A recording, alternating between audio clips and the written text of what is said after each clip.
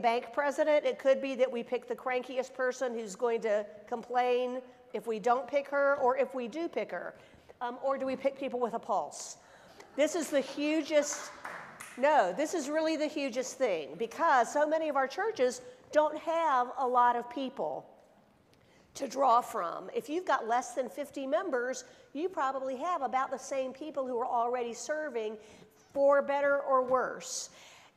I would suggest, if that is the case, to get permission from your committee on ministry or whoever gives it to you in this presbytery that you want a much smaller session. If you're a church of 50, you don't need a session of 12. You know, you don't even need a session of 9, but to me, it shows that your congregation trusts the leaders if you don't have a massive session. If I see a church of 100 that has 24 people on session, to me, that indicates that these people don't trust each other. We also have churches where everybody in the church comes to a session meeting. So the session sits around a table, and then everybody else surrounds them to make their own commentary. That is also not healthy. I'm not saying that all these session meetings need to be an executive session, but we've got to trust our leaders, and that might be a conversation that you want to have. So, how we choose our leaders is really important, and it shows the spiritual health of the church. It's the quickest way, in fact, to determine, when I ask a congregation, how do you pick your elders? Are they the big financial givers? Are they the oldest, most long-term members? Are they the church bullies? Because you have to have at least one member of the church bully family on there. Are they the same people for decades with the required break of 1 year? Are they community leaders, like the fire chief, the school principal? Are they the pastor's biggest fans? Also a problem. Not that you want people who are going to make the pastor's life miserable, but you don't want a bunch of yes people to the point that the pastor's the only person speaking at a meeting and everybody just nods their heads. Is it descendants of historic members who will preserve the church traditions? We in Charlotte Presbytery have 7 churches that are older than the United States. And believe me, you would think that should be cool. That's probably pretty cool. It is not that cool. Because you've always got people who are more concerned about who's in the cemetery than who speaks Spanish, who lives across the street, in my humble opinion. Is this still being recorded? Okay. I got a call 2 weeks ago from a woman. This is one of my favorite parts of my work, even though it's just random and it just is a little bit of harassment. I'll get calls from people who are angry about something that is just funny to me. I mean, I shouldn't say it. Well, like, I don't know. One person called and said, the nominating committee has nominated a school bus driver to be one of our elders. And I said, and then what happened? Because she just stopped talking. I wasn't sure she was still with me. I said, then what happened? And she goes, they just nominated a school bus driver to be one of our elders. And I said, I'm so sorry, I don't understand. And she said, that's not who we picked to be our elders. And I said, explain this to me. Now I'm having fun with her. Explain this, who gets picked to be your elders? And she's going on and on about the most successful, prosperous people, blah, blah, blah, blah, blah. Anyway, and I said, tell me why the school bus driver was picked. I don't know. He teaches Sunday school or something. He sings in the choir. He makes casseroles for things. I thought, he sounds like he might be a good candidate to be an elder in your church. I don't know what your culture is in your church for who gets to serve, but think about that, because it is very possible that the very people who should be serving never get asked to serve for whatever reason. If you're in the kind of church that has the culture of you're not really a member till you've been there for 20 years, there could be somebody who's been there for 5 years who would make a perfectly good leader, and maybe she is a school bus driver. It really would be fine. But it could be, it could be somebody like this young man who is a unicorn and comes to church even though he doesn't have anybody else his age in the church or look like many other people in the church, but he seems to love Jesus and really is into whatever it is y'all are doing. Somebody nominate that kid to be an elder or something, a youth elder, whatever. But sometimes well, I should say all the time, what we need in our elders are people with spiritual depth, preferably who can pray without notes, although a lot of Presbyterians think only Baptists know how to do that. But we can train people to pray without notes. People who are trusted with finances and personal confidences, who regularly participate and lead in worship and teaching. That's what we want. And I hope I'm preaching to the choir here by saying you don't want to invite somebody to serve that you haven't seen active in the last 6 months. You know, I think and hope that gone are the days where somebody goes, let's get so-and-so back in church by making him an elder. No, no, no, don't do that. But there are people who maybe never get asked to serve for whatever reason. If your church has LGBTQ leaders and there's been an unspoken culture that you don't allow those people to be leaders, even though that's okay in the Presbyterian church, you need to think about that. Maybe those people have been avoided just because somebody said somebody's going to throw a fit if we have a gay clerk of session or whatever. So think about that. But they tend to be the people who have a deep faith, even if they don't look like elders. Okay, click, sorry. I have a word for PNCs too. Your next pastor, and especially if you're in a smaller church, could be a retired pastor. It also could be a commissioned pastor who's been an elder with special training. It could also be a seminarian who's a student pastor who could get supervision and somebody to moderate the session and do sacraments. And it could be a person who doesn't look like the dominant culture in your church. But this is a really, if I could be the queen of all things, which I am definitely not, I would spend most of my time with PNCs, because training our pastor nominating committees or training a session that picks a contracted pastor, a temporary pastor, is so, so crucial, because whoever your pastoral leader is, even though Presbyterians are run by our elders rule, it is really crucial. And the number one thing I would say is do not lie on your ministry information form. I have several pastors who've come to me in the past few years and they say that church lied to me, and I'm not called to this church. I'm called to that church on that MIF. And it was more an aspirational MIF that said we want to reach out into the community, we have new neighbors, and they have no intention of doing that. They just thought it looked good, or that's what they should have said, but they really don't want to meet anybody new. The new neighbors speak Spanish now, or the new neighbors maybe don't have a college education, or the new members are homeless people even, people without houses. And so you've got to tell the truth on those MIFs for the love of God. If y'all don't like the neighbors, say that. It's really, a pastor needs to know, if you are really happy with your group of people who are in that church and you, in your heart of hearts, do not want to grow, say that. You will get a pastor that's maybe a retired pastor who could offer you palliative care until you close, because you will close. But your best pastor might be somebody that you're not expecting. I talk often in my blog about pulpit candy. A lot of churches want pulpit candy. Somebody who looks like he, with an emphasis on the he, should be the pastor of that church. But actually, the pastor of the church that God is calling might be a completely different person. And so also your PNC, your pastor nominating committee, also need to be people of faith and not people with agendas. So I'll just throw that out. Okay, how to do mission. This is really, really huge. Partnerships and partnering. We had a church in Chicago that had a massive building, and they had people renting every inch of that building. It was in Chicago. That's really inexpensive office space or school space or meeting space or even small business space, even though that would be illegal because that's putting your tax-exempt status on the line. We had a lot of churches doing little for-profit things that were probably not supposed to be there. And their pastor would brag to me about how many partners they had. They had 0 partners. because the only partnership was transactional.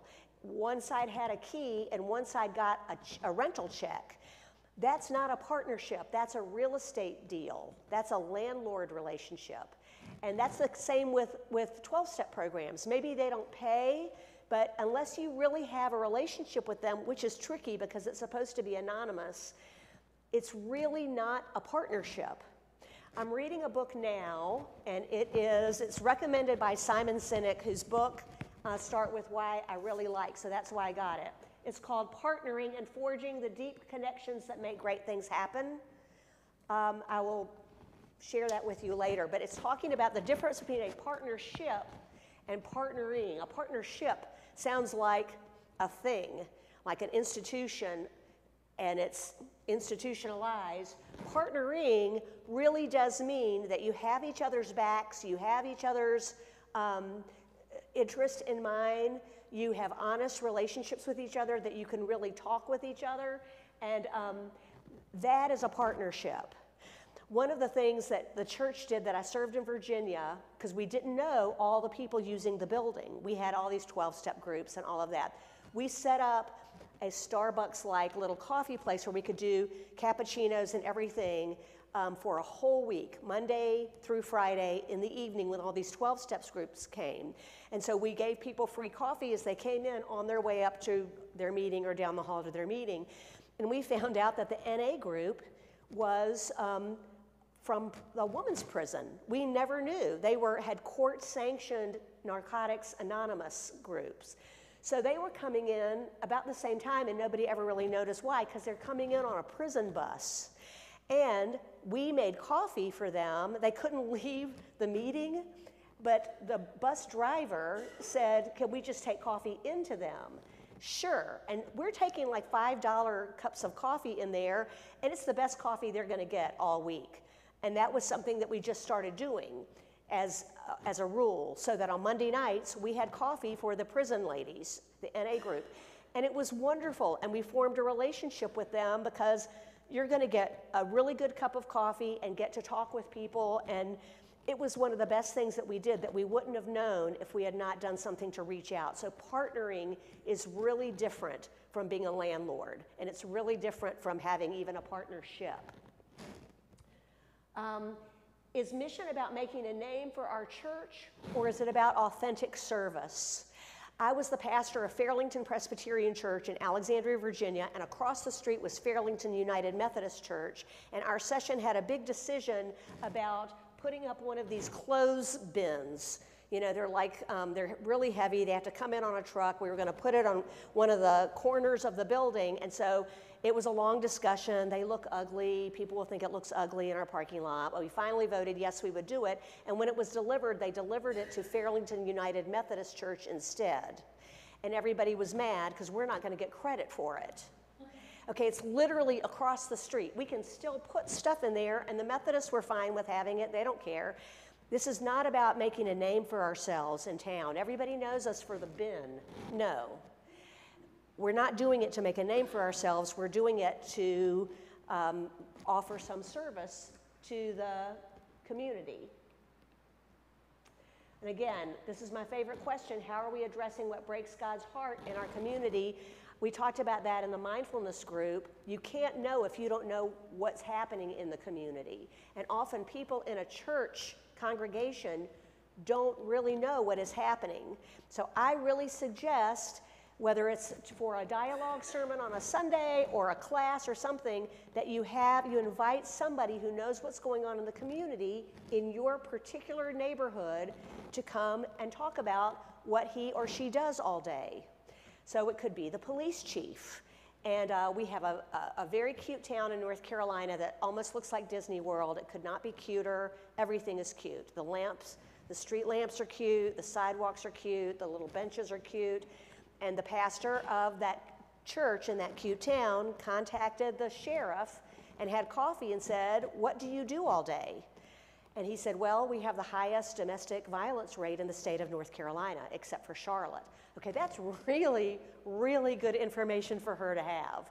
Not that she is going to preach a series on, domestic violence, but that is a really good thing for her to know that will influence the community and what they are able to offer in the community. I will sometimes ask session members, what breaks God's heart?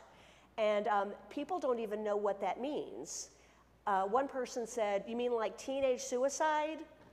Yeah, I would think that would be a thing. So what's your church doing to address that? It's not your job to fix it, but there are people who are hurt. What is something I would recommend? You have the guidance counselor from that high school or the principal or somebody come and you say, what do you need? And then you give it to them. If you have churches that are near schools, to go and say, what do y'all need that we might be able to help you with? Not to go in and say, we would like to go in and proselytize to your students and invite them to come to our youth group. No. But just to say, what do you need? And they could say anything from, we need winter coats. Great. So go do that. We need, I don't even know what. We need those kits that get rid of lice, head lice. I mean, it could be anything. So you just do that. You don't put a big sign in front of your church. We just provided head lice kits to that elementary school. But the word will get around, and I'm going to say in a minute what I mean by that, but the word will get around that this is a church that cares about the community. And that's what we want, not to make a name for ourselves, but to make sure that people know that we are trying to be disciples of Jesus and show what the love of God looks like. Okay, one more click. Thanks, Mary. How do we do stewardship? This is a really tricky one, and money kind of turns into everything. We were talking about that in the question and answer time after this morning, in that especially if you are a leader, a pastor leader, a person who gets paid to work for the church, and you're spending too much time in the community, somebody is going to say, yeah, we need a little bit more attention. Our old ladies would like to be visited, or we'd like you to teach an additional Bible study. Why are you spending so much time with people who don't pay toward your salary? So, who pays your salary? A budget is a moral document, and you've heard that before. If you looked at your church budget, could you tell what your priorities are in terms of your mission? You maybe could, or maybe not. Most of your money is probably going towards salaries. So your staff are tools for ministry. I say that in the most loving way, but you want to take care of your tools for ministry and make sure they get sabbaticals and make sure that they get as much insurance as you can provide for them, or the cafeteria plan that's part of the Board of Pensions. You want to make sure if you have a preschool and you can in any way give them some benefits, all of these things, a happy staff will make a happy church. A frustrated and angry and resentful staff, it will show up. I'll say that to the presbyter as well. Make sure you take care of your presbyter if you think he's doing a good job. You've got to, at this point, because of COVID, you've got to have online giving for the love of God. We still have a couple of churches, even during COVID, who do not have online giving. We had one pastor who they didn't have any kind of worship of any kind, online, Facebook, nothing, but he made it clear that he would be at the church office between 11 and 12 on Sunday for people to come drop off checks. I don't think that worked real well, but that's what he did. And there are lots of ways that the Presbyterian Foundation can set you up. I mean, people get concerned that, we have to pay 2 cents on the dollar or something. As James said last night, that still means you got 98 cents you didn't have yesterday.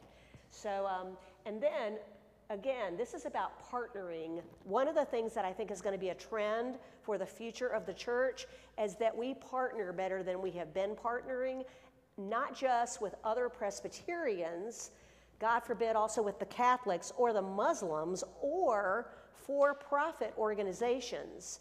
One of the things we're seeing in Charlotte Presbytery is, let's say that a church has acreage. For some reason, they bought 20 acres of property in a rural part of North Carolina. I don't know what they thought was going to happen in terms of their church just blowing up and needing to build on all of that. But they've now got property, and a lot of our churches are looking at partnering with organizations for affordable housing. We have a huge housing problem in Charlotte, and I just saw here this morning in the paper that so does Memphis, and so does Tennessee in general. The homelessness is up. something like 50% in the last 2 years in Tennessee. And that seems like an overwhelming job to think, okay, we've got property, how would we begin? Because session members don't want to be in the real estate business either, but I'm wondering, I'm going to a church tomorrow morning. They're closing, it's their last worship service, and we have a committee that's looking at what to do with that property, and one of the options is partnering with Dreamkey. And Dreamkey, you have to have a massive piece of property if you're going to get federal grants to do affordable housing.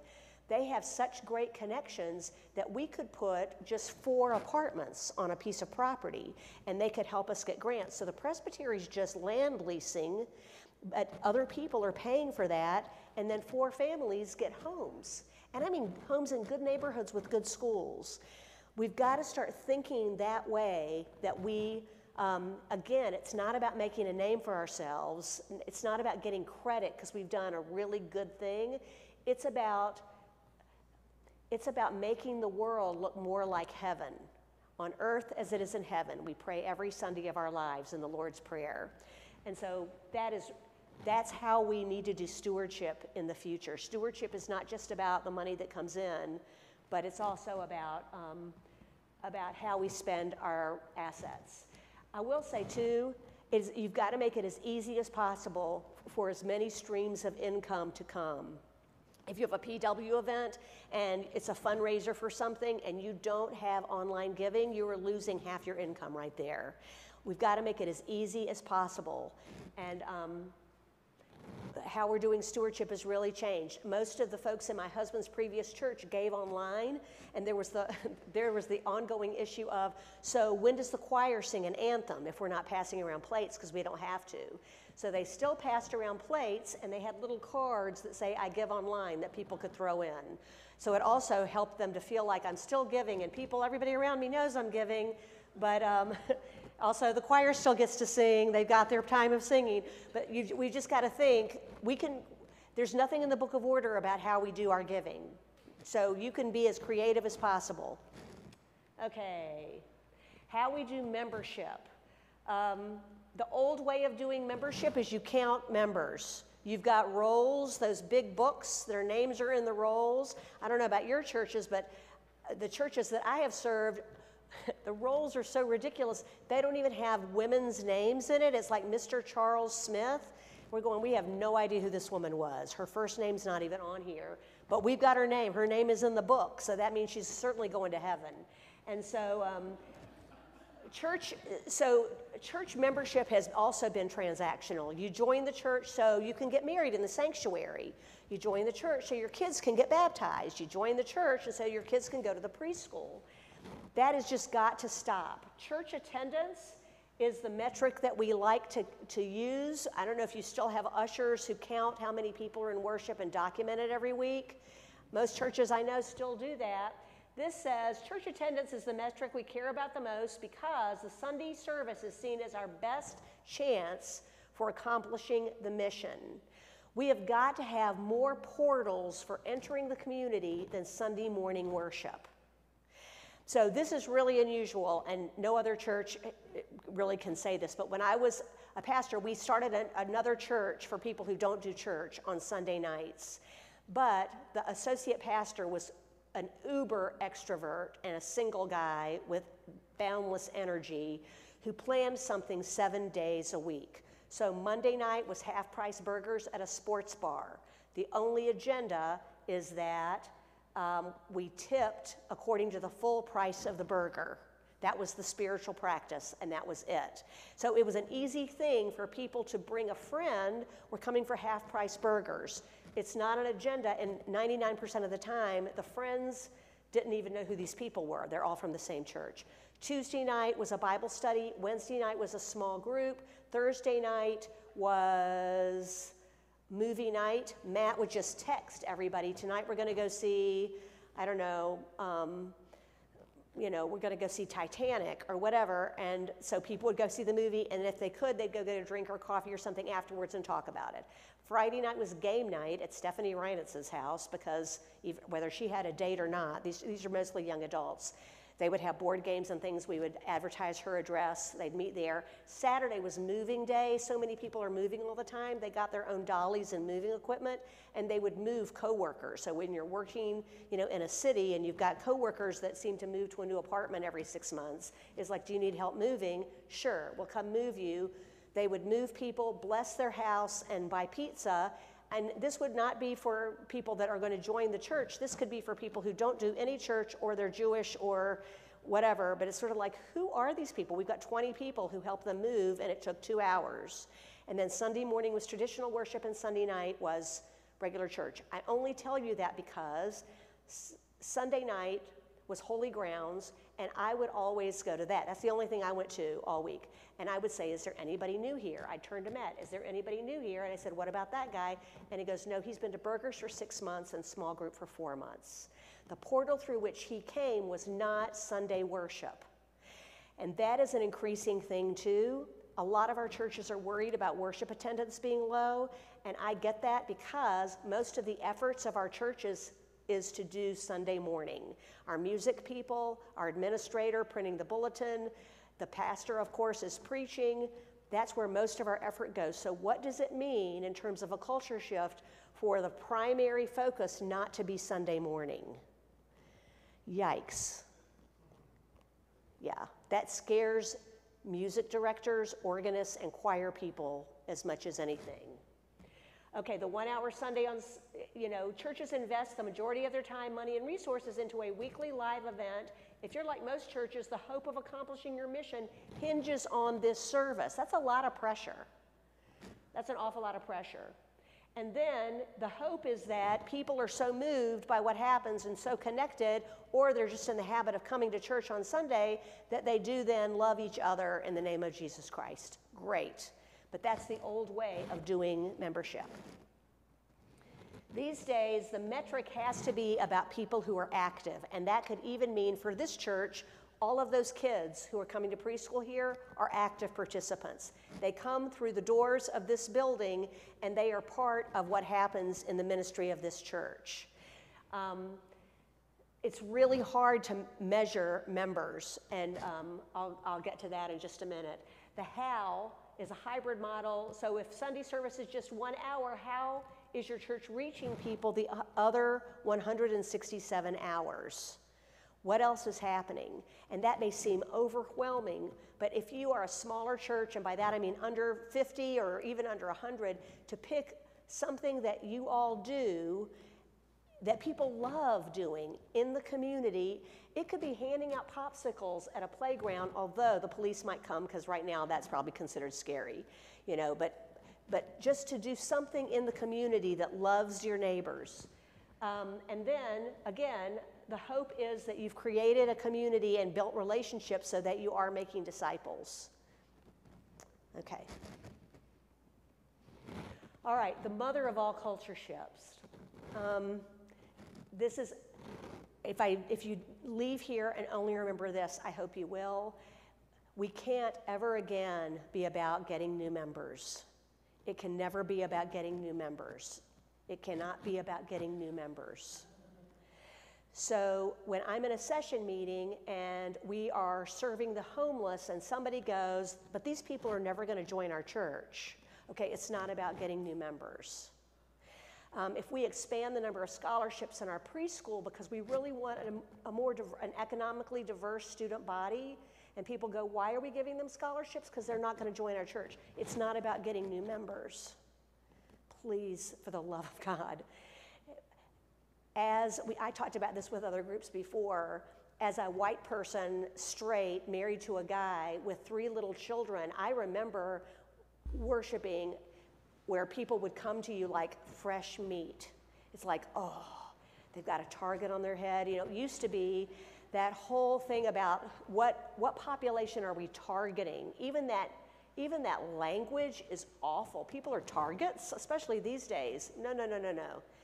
No, we want to address what breaks God's heart in our community. If that means that we have a whole bunch of people who speak, Mizo, and they are from Myanmar, and they are looking for childcare or tutoring or something, that is who God has put in our neighborhood, and maybe they're never going to join our white Presbyterian church that speaks English, but that's what God has called us to do, and I'm telling you, your church will thrive. I'm telling you, your church will thrive. If everything is about, getting people to join the church, that is just not culturally sound right now. People don't join stuff, and I don't just mean Gen Z people. I mean people my age. I don't join stuff anymore. I've already got my people. I do want relationships. I want my life to have purpose. My kids who are in their early 30s, they don't want to be on the Flower Guild of church. They don't want to join the worship committee, but they will go serve dinner or tutor or help find internships for kids for summer jobs. They'll do a lot of that kind of stuff. It's about making a difference. And Mary looks really sad here, but we really want to make Mary happy, and mostly we want to make Jesus happy. So it can never, ever, ever, ever again be about new members.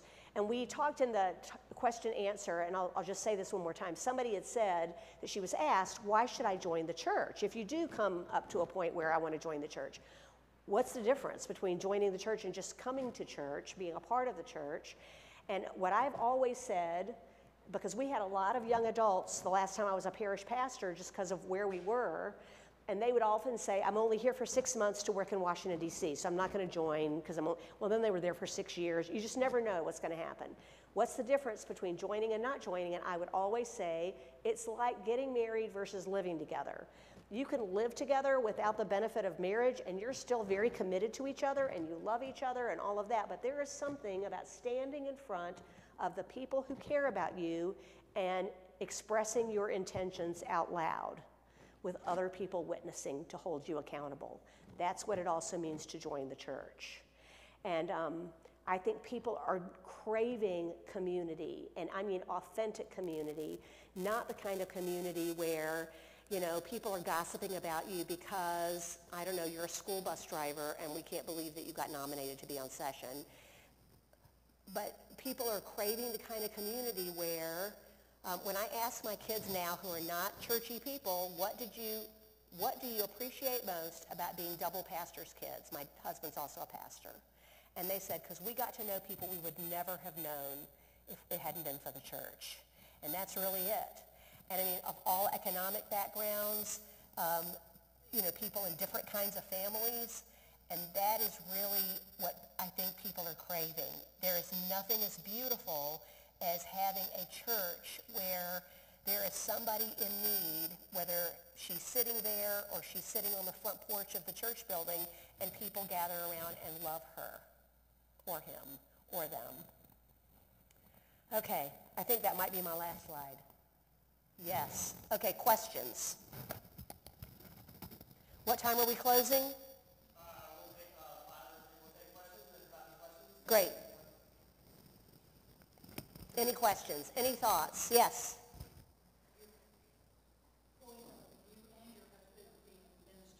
Yes. Uh-huh. Uh-huh.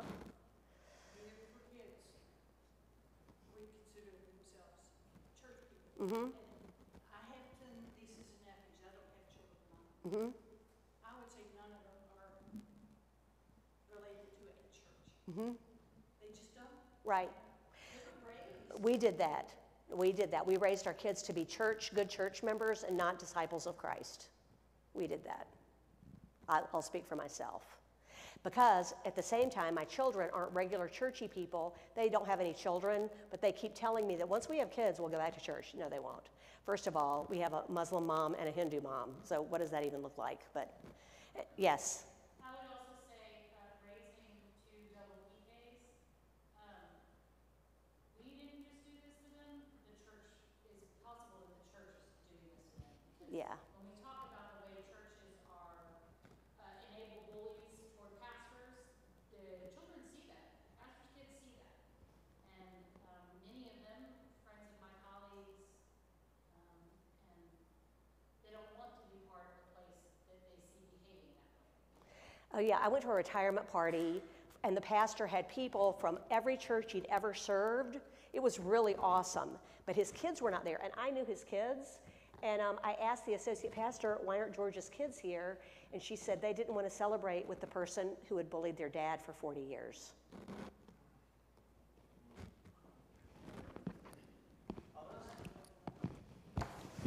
All right, any other burning questions? Okay, before we adjourn, if we could just take 1 second and say thank you, Jan. You gave us a lot to think about. If you want to go home and watch it with people who weren't able to be here, it's on the Mid-South Facebook page, and Doug and I are going to work out how to get you the other stuff, so be looking for that in the next week, but not today. A couple things before we leave. Do want to take a minute. Some folks had to go to the parade, but I want to recognize the education committee that helped put on this event. So I think we see Casey's here, Mary Margaret, Greg, Doug, and then our brothers and sisters. Let's see who's not here today. Stephanie Patton, who is on sabbatical, maybe watching us way over there in Europe. If she is, hello, Stephanie. And also Susan Bransford, who was here early this morning, even though she's not a morning person, to help us out. So if you make sure to give them a big thanks. I also want to say thank you to Rebecca, Doug, the whole Farmington staff, and everyone who are our gracious hosts today. You guys are, yeah. And somebody was asking me where all we were from today, and so before we leave, real quick, let's see if we got it. So we'll kind of go here. We got Parkway Gardens United folks. We've got some Idlewild folks. We've got some Somerville folks, some First Pres folks, some Oakland folks. Where else? Farmington, Jackson. Who else? Balmoral. Where else? Anywhere else today? I think we got, so we have a pretty good crew today. So hopefully, again, because this is the first time we've gotten together in a space, that we've made friends for this. And I was excited to hear at lunch that you are all like, maybe we should do this again, rather than thank God it's over. So thank you for, on a very busy day, making time to come be in fellowship and learn with one another. Also, before we leave, we want to say a deep, profound thanks to our workshop leaders, to Doug, to Ann, and to Dr. Jerry Heston, who gave of their time and their talent and their treasures to share. Well, thank you. Fortunately for me, I'm at work right now, but those people did out of the grace of God. No, but it's good to be there. So as we leave this place, may the Spirit go with you. Let's go and yeah. Okay, we'll turn in our, we'll be good stewards. If you'll just leave them on the table on the way out, don't worry about anything. We'll do that. Thank you. See, I would have forgotten that. Any other housekeeping stuff? Thank you to Jan. Yeah. Did I not see it? Yeah. Okay, so tomorrow's Pentecost. Go forth tomorrow and let's live out what we learned today and be bold in the Spirit. And as you go, may the peace, love, and mercy of God the Father, God the Son, and God the Holy Spirit abide with us this day and forevermore. Amen.